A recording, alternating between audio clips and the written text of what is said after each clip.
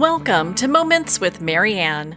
This is your host, Marianne Pastana, and we're here today with special guest, Tim Newby, who's here to share with us his new book, The Original Louisville Slugger, The Life and Times of Forgotten Baseball Legend, Pete Browning.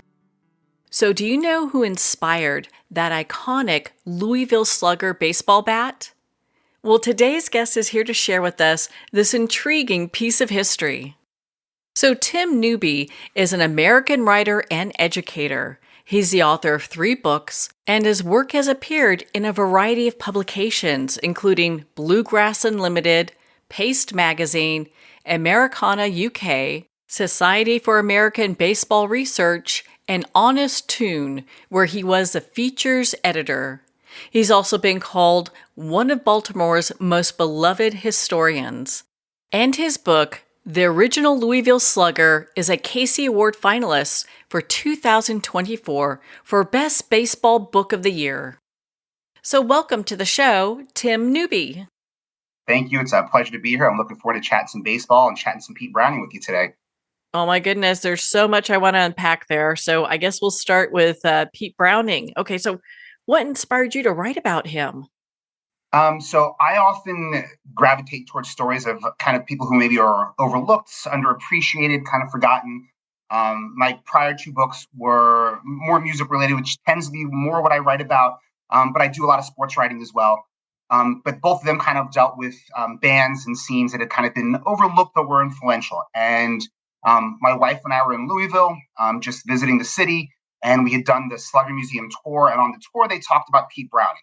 I was vaguely familiar with his name as like a baseball fan, but didn't know a lot about him. And they kind of started talking about him. My wife kept kind of nudging me, and she was like, "Oh, this guy sounds super interesting." And I was kind of ready for a new book. So at dinner that night, we were just kind of sitting there looking stuff up about him. And I was like, wow, this guy is really interesting. There's a lot about him. He was an amazing player. He has this story that ties into so many different parts of baseball and the history of baseball. But he's kind of forgotten. So I kind of said, well, I'm going to take the rest of the summer and see if there's a reason why there's nothing on him. And so I kind of spent the next month or so just kind of researching, getting some ideas about him. And I was like, wow, there's a great story here. There's a lot here, but he has been kind of overlooked. So I kind of dove into it from that. And I like the idea that he's this person who is, at the time, was considered, one of the best players of the 19th century. He's very influential. He has a tie into the Louisville Slugger, which we can talk about a little bit after this. But he also has been overlooked and forgotten. Part of that is, I think, most people, no matter how diehard a baseball fan you are, we kind of tend to overlook 19th century baseball. We look at the 20th century for baseball. We know what it's about. We have gloves and bats, and we have everything on pitching mound and 3 strikes and 4 balls. But 19th century baseball wasn't like that. And I think for some people, we just kind of forget about that. He played at a time when we didn't have the internet, obviously, so it was a little harder to kind of keep track of what he did. And so I think for a number of reasons, he kind of became overlooked, but his stats kind of still lend himself to be one of the best players of his era and still kind of rank up there all time. He did a number of things that would kind of lead him to be an influential figure, but then he kind of was overlooked. And I just thought it was a really interesting story from that aspect. And then even more so, he's kind of a tragic figure. There's kind of the legend and myth of Pete. He has all these kind of crazy things he did and said, and these quirks, and he was eccentric and stuff, but there's a reason to it. He had a real serious health issue. So at the same time, there's this legend of him, and he's kind of this tragic figure. So all that kind of drew me to this story, this overlooked kind of legendary baseball player, this tragic story, and why was it tragic, and this kind of comedic personality, but what was it? And I kind of wanted to find the truth of all that and then kind of share this story, because I feel, we all are familiar with the term Louisville Slugger. We know it's a bat, but there actually was a man behind that. And I kind of wanted to tell the story of that man. Well, thank your wife for us, because I'm so glad that you did this book. I thank her every day. Oh my gosh, what a great read this is. And I didn't know anything about Pete. Of course, yeah, you hear about Louisville Sluggers and you're like, okay, I know what that is. But it was, so why do you think it was so prominent for them to, talk about him when you went on that tour? Well, so Hillich and Bradsby, which is the company that makes Louisville Sluggers, he was the first person who had a bat made to specifications there. Now, at the time, they were just the Hillich company. Bradsby hadn't joined them. And they were mostly making things like butter churns and stair rails and chair legs, things that you would make with a lathe. The son, Bud Hillich, of the owner, also played baseball. He there's may have made some bats, but how much he was doing is kind of unclear. But Pete at the time was one of the best players. He'd already won a batting title. He was one of the best players in the American Association. So he was a big name. He broke his bat and he needed to get a new one. And now Pete's thing too is he also took care of his bats. He really paid attention to them. And at the time in the 19th century, it was an afterthought, right? Which kind of seems weird when it's the tool of your trade and it's one of the most important things you use. But at the time, players didn't put a lot of thought into it, but Pete did. So he broke his bat, and he approached Bud, or Bud approached him, and they went back to the factory. The story is late at night one night because Bud's father was against baseball at the time because of gambling and drinking that was all associated with baseball. And Bud made a bat to speak Pete's specifications, and the next day he goes out and has a great day and gets out of this slum. Now, some of that is kind of the myth of the story, but the truth of it is Pete had a bat made there. He becomes a big proponent of these bats. The company eventually evolves from just making butter churns and chair legs and stair rails into the bat company that we know of today. And then Pete's nickname that was bestowed on him towards the end of his career was the Louisville Slugger. So as they start becoming a prominent bat company, they start using that name for their bats, kind of in honor of their, first big, customer. And when you see early ads when they kind of talk about Pete and kind of reference him a lot. So he is an important part of their story, of their myth as well, which is why they talk about him so much. And he's from Louisville. The factory's in Louisville. So he's a hometown product. It's a hometown store. It's a hometown place. It's all of that. So for them, it's a really important figure. And it's interesting because he is kind of overlooked. So a lot of baseball fans go and they just hear this name and it's like, and who is this weird guy who had a bat made here? And it's Pete. So that's the connection with that. And the bat company evolved well after he died in 1905. Before that, they were still, making all those other things. They kind of started getting the bat slowly towards the end of his career, but they really weren't the bat company that we think of until, much later after he had passed. But then obviously they're going to reference him with the name Louisville Slugger. Well, it's interesting if you think about it, that company over time, the evolution of that company, I mean, that really depended a lot on that first initial contact with Pete and making the bat for him. Because, I mean, how many people are using butter churns right now, Yeah, exactly. That's a really good point. And the kind of ironic side of it is Bud's father was very against it at first. And Bud had played baseball. And at the time, he was kind of, 18, 19 years old and kind of went against his father's wishes to make this bat. But eventually his father, maybe sees that there's a little bit bigger market in here. And pretty quickly they become, a pretty important company as far as making bats. Pete helped popularize it among other players as well. He was known to order bats and then he shared them with his teammates. He even introduced it to Honus Wagner. Years later, Honus Wagner was playing for Louisville after Pete retired. Pete used to keep all of his bats that he used. And one of his kind of weird quirks is he didn't believe that when he wasn't hitting, it was his fault. He believed if he wasn't hitting, it was his bat's fault. And the bat had just ran out of its predetermined number of hits that it possessed.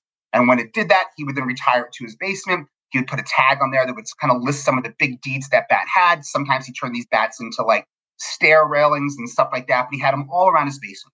But he wasn't against giving them away. Honus Wagner came over one time, saw a bat that he picked up and he liked the kind of feel and weight of it. Pete gifted it to him.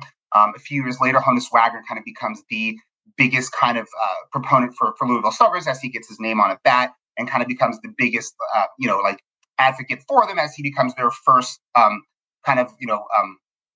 spokesman for their bat. So you can kind of see how Pete starts introducing other players to kind of the beauty and strength of these bats and having a bat professionally made as opposed to just finding whatever wood you could find around and shaping it how you need it. Like, hey, there's a reason to make them certain weights and certain lengths and to have it made for you or have it made specially, which kind of becomes, Hillitch and Bradsby's kind of specialty, right? They make, custom made bats for, players now, the weight, the feel, the grip, all that kind of stuff. And Pete was really the first one who went in and said, I want a bat made to this size and this shape and all of that. That man knew his game. He sure did. Well, and earlier you kind of hinted at some of his personality traits, and I'd love for you to share about just his unique and eccentric behavior, both on and off the field. So Pete was extremely loud and boisterous, and his favorite subject to talk about was himself. He also had a number of weird things he would do with his bats to himself. He was known to pour buttermilk into his eyes. He was known when he rode trains to hang his head out the window and hope that ash or cinder got in his eyes to help cleanse him. And the story he would tell is that he wanted to clean those eyes out. When he played in the field, he was known to stand with one leg kind of pointed towards an oncoming runner. And all of these things go to sound like he's this extremely weird person. And he did have a lot of these quirks, but at his core is the tragic side of this. And he had a really severe health issue. He had mastoiditis, which caused swelling in his ears. He was basically, completely deaf by the time he was a teenager and adult. And it caused a lot of even like pain and swelling in his eyes.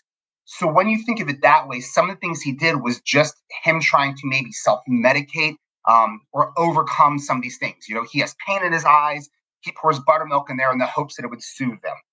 Things like that. When he walked, and it was raining, he would often turn his head up in hopes that rain would wash out his eyes. And he would tell people he's cleansing his lamps. But I think deep down inside, he had a reason for it. Even his loud, kind of boisterous nature, I think, is a product of his lack of hearing. I mean, if you can't hear very well, the one conversation you can always be confident about is yourself. And he often turned those conversations back to himself. You may say, Pete, the weather's wonderful today. And he'd say, yes, and I am the champion bat of the American Association, because he may not know what you're talking about, but he sure knows what he's talking about. Even his name, Pete, that is not his name. His name is Louis.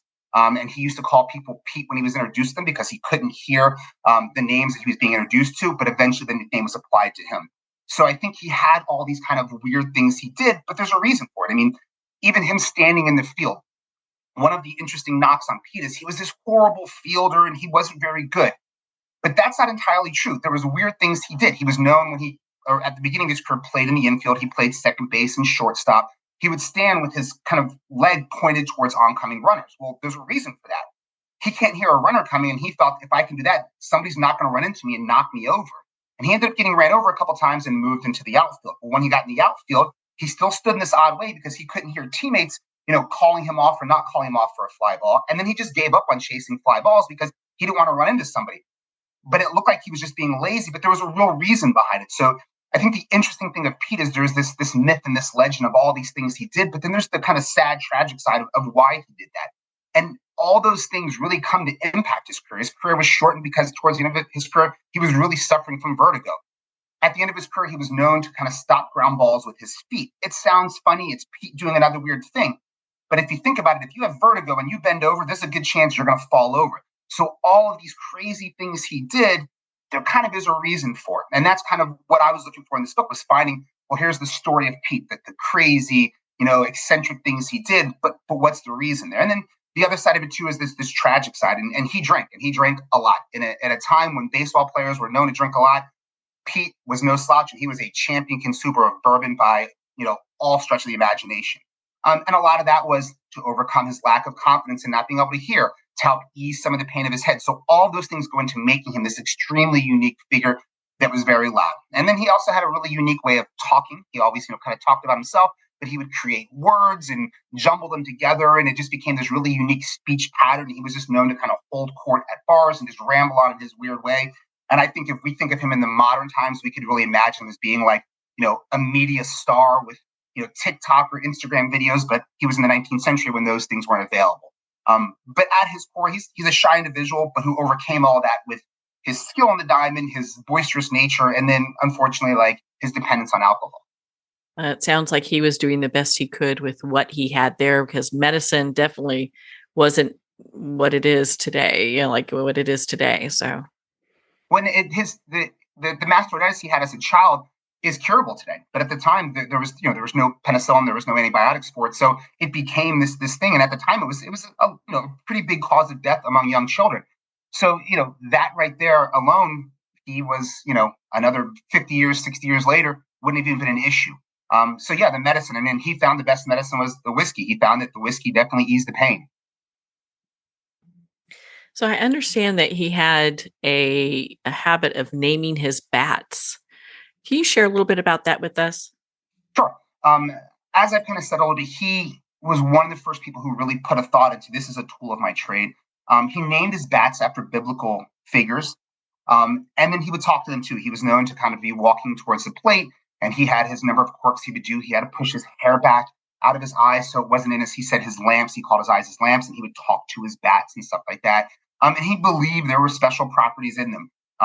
Like I said, he didn't think when he went in a slump it was necessarily his fault. He just believed that bat that he had named had run out of hits and it was time to get rid of that and go find another bat. So he put a lot of thought into the idea of bats. And then there's also, besides just the weird, quirky Pete side of it, he also did things carry different sizes of bats. So he could swing a lighter bat if he needed or a heavier bat if he needed. So he used to travel with, a big collection of bats that he could use in different situations. Whereas at the time, a lot of players were just using whatever bat was kind of available, next one off the pile. They would just kind of grab it. But he traveled with a very special collection of bats, and he would have bats specially made. So to them, they were very personal. And by naming them, it made that even more personal to him. Well, on that note, we're going to pause here for a quick break. We've been speaking with Tim Newby in regards to his new book, The Original Louisville Slugger, The Life and Times of Forgotten Baseball Legend Pete Browning.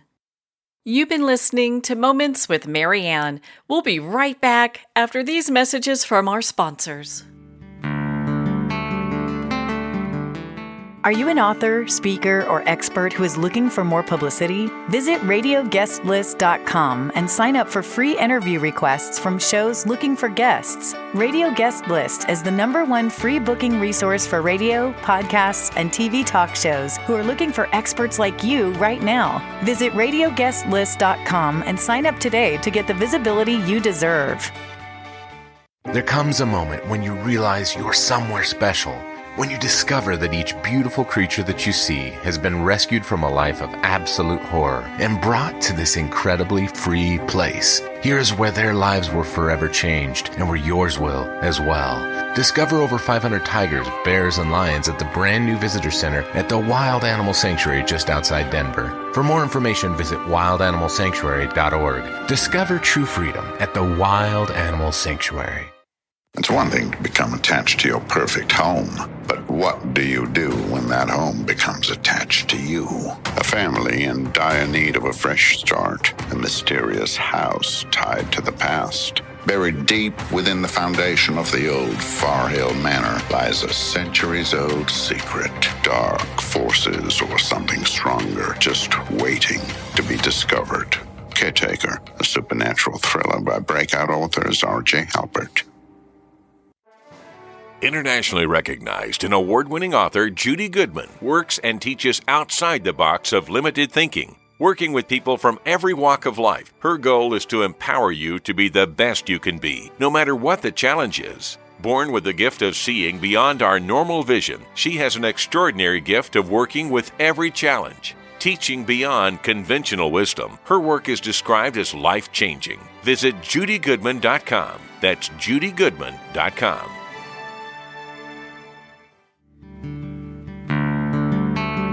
I'd like to thank Jason Eastwood at Guitarfulness for sharing his inspiring music and talent with us. His music is known worldwide for cultivating atmospheres of harmony, inner peace, and clarity. Visit Jason's website at guitarfulness.com. Join his newsletter, be part of his community, and download his music.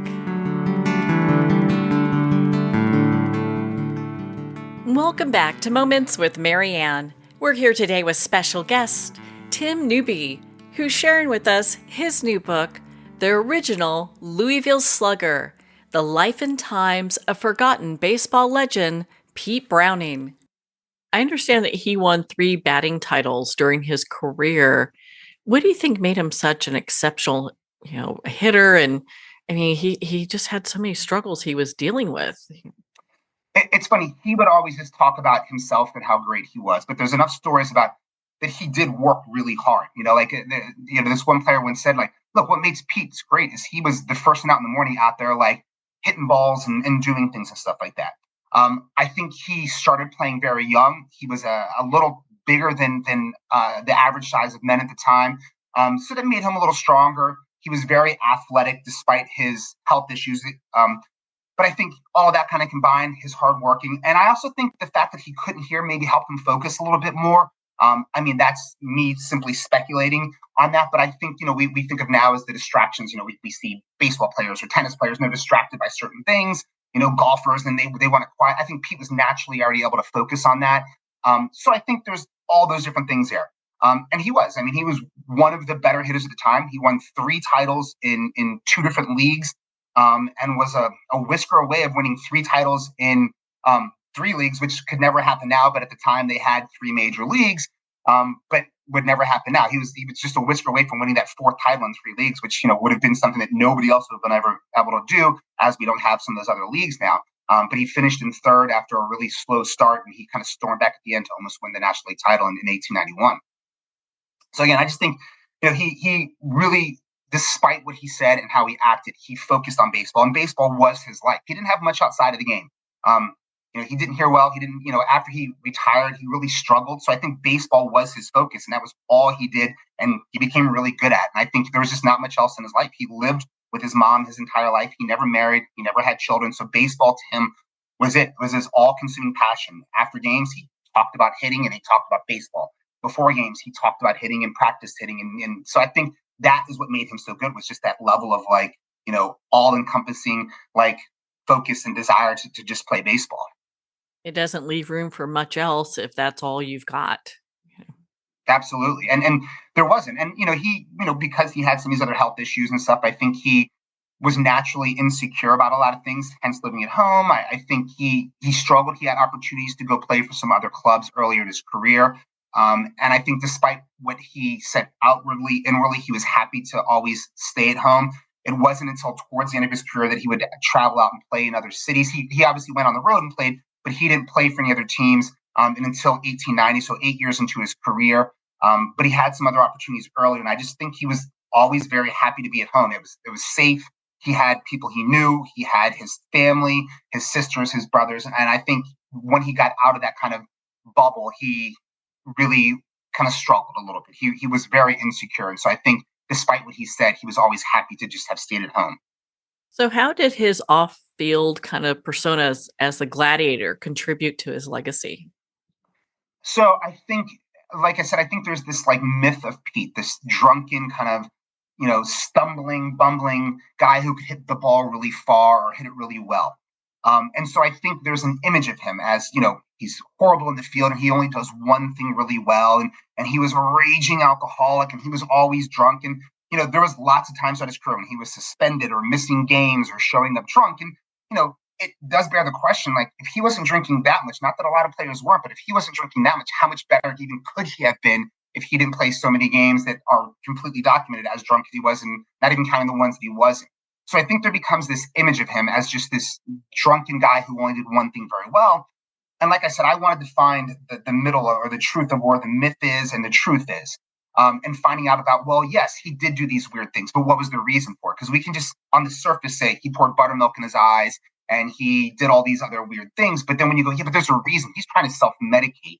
He's a man of limited education who didn't know how to heal or ease the pain in his eyes. So what's he trying to do?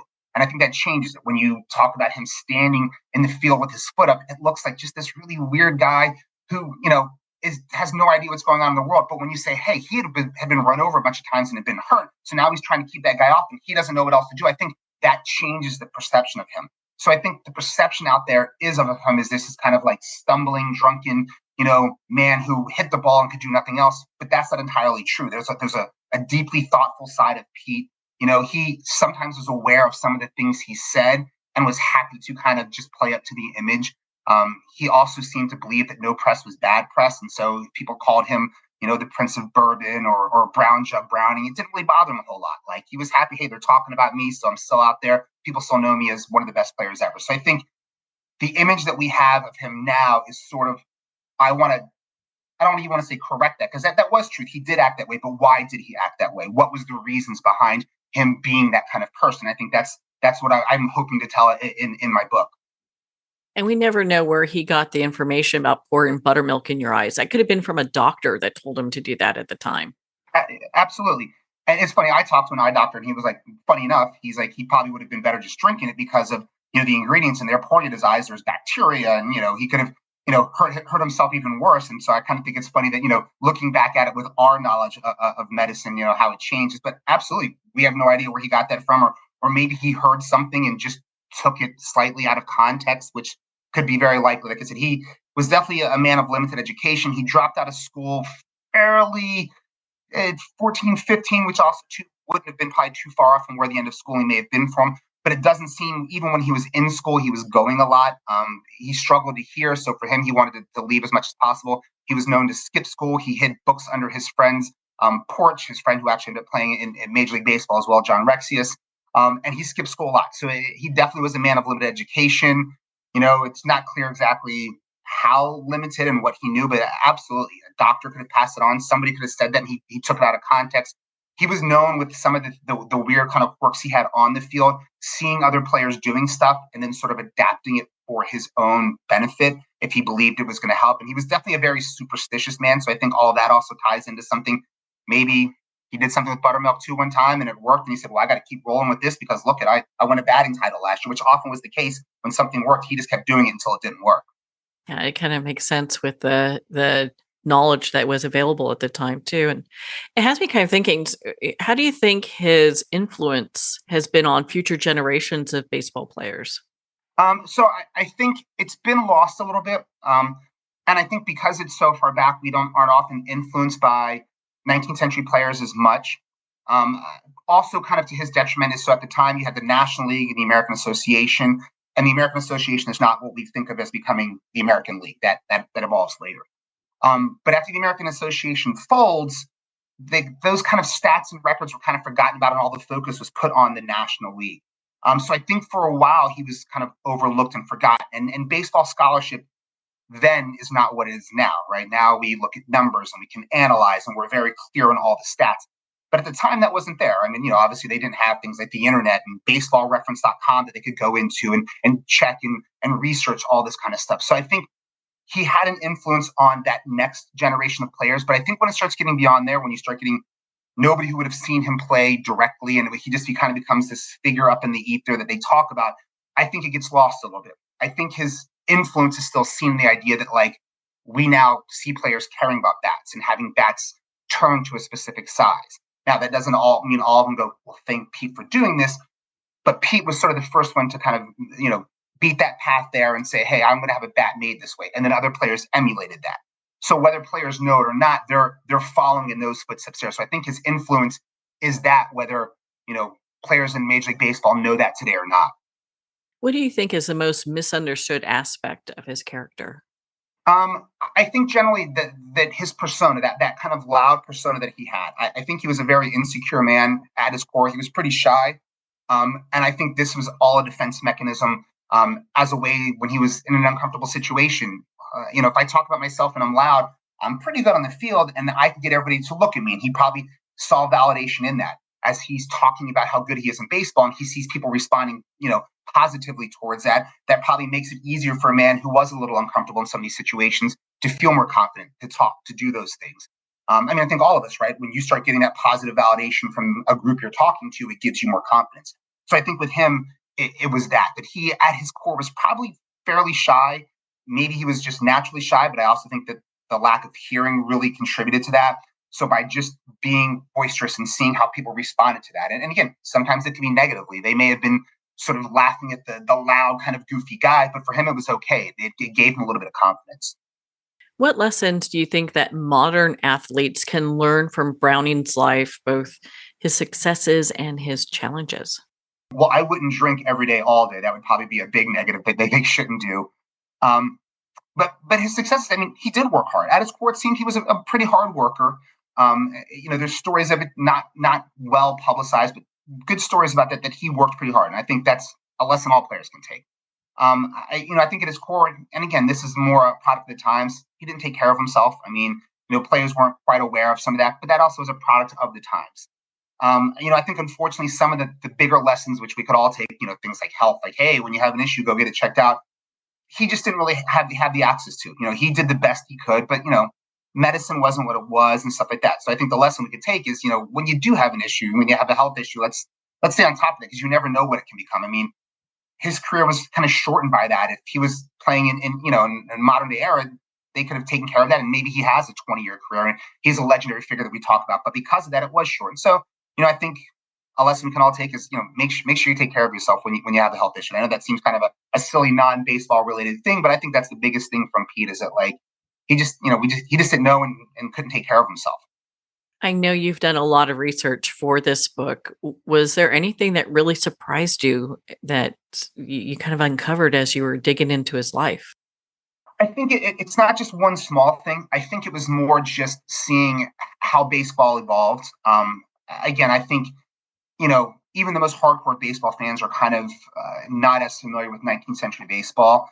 And so I think for me, it was seeing the evolution of the game.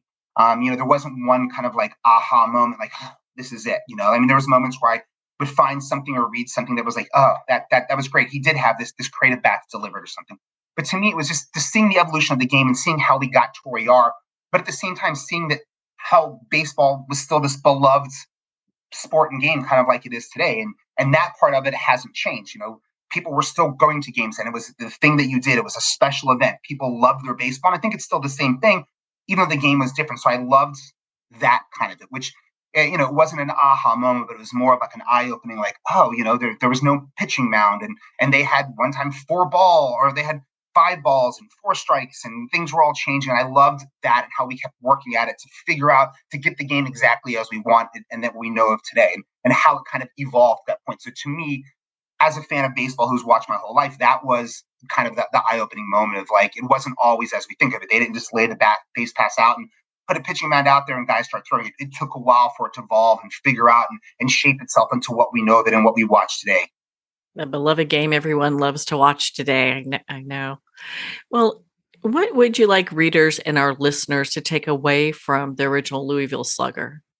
So I think there's maybe 3 parts to this story. And I kind of think of it as like, it's a baseball story, obviously, because it's about a guy who played baseball. But I think there's 3 really good stories within this. And I think it can appeal across a broad spectrum. So you have kind of the story of Pete as a player. So if you like baseball and you're interested in that history, there's the story of this man who plays.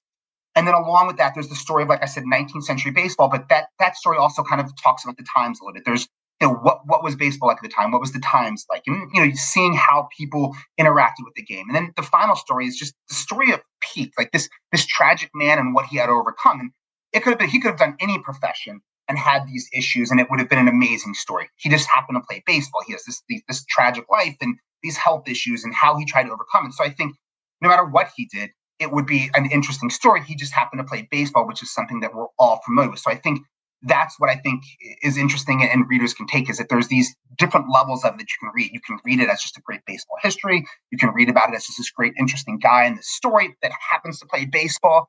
And then you can also just read it and say, I'm really interested in like this Hall of Fame story about this guy. Does he deserve to be in? And take that side of it as well. So I think there's, kind of 3 paths you can take, but it appeals to lots of people. But at its core, it's a story of a man who really struggled in his life to overcome a lot of things and then rose to the top of his profession, which just happened to be baseball.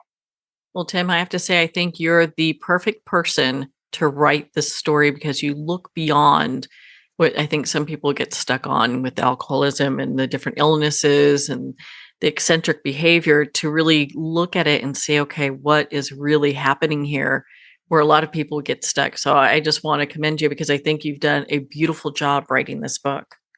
Thank you. I really appreciate that. And that was something I really wanted to make clear. And I didn't want to just kind of casually talk about his drinking. I mean, it's there, and there are humorous stories that go along with it. I mean, there's a sad part of that story, but there are humorous stories too of things that he did or said. But I think it's important to address the kind of serious side and the health side, and recognize that it's not just funny stories of him being drunk and fishing in a gutter, right? There's a real, sad side to this story. So, Tim, where can our listeners connect with you and be part of your community and learn more about the original Louisville Slugger? So on all the social medias, you can find me, Tim Newby. I'm on Twitter, Instagram, all those. If you're into Pete, there is a Pete Browning Twitter account where, spoiler alert, it's not Pete posting because Pete died in 1905. But for some years, I've been posting as Pete, and it's been a really fun way to kind of interact with people. I kind of post as Pete, stories about Pete's life, his daily life. So you can find him on there, Pete Browning.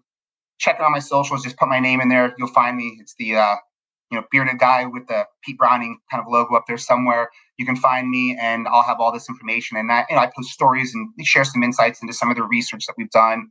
I was lucky enough to spend some time at the Hall of Fame kind of researching stuff. So there's those types of insights too. So hopefully if you're into the book or the story, you maybe can get a little other insight to kind of behind the scenes and how it happened. Well, Tim, thank you so much for taking the time to be on the show with us here today. Thank you for having me. It's always fun to talk baseball, to talk Pete. I love talking about the book, so I really appreciate you taking your time to talk with me. Well, thank you, Tim. It's been such an honor to spend this time with you and to talk about your new book, The Original Louisville Slugger, The Life and Times of Forgotten Baseball Legend Pete Browning. The Original Louisville Slugger is available at Amazon, Barnes & Noble, and everywhere books are sold, and you can purchase this book directly from the publisher, Kentucky Press, at kentuckypress.com. Well, we're at the end of our time today. I'd like to thank everyone for tuning in. You've been listening to Moments with Mary Ann, where we make every moment count.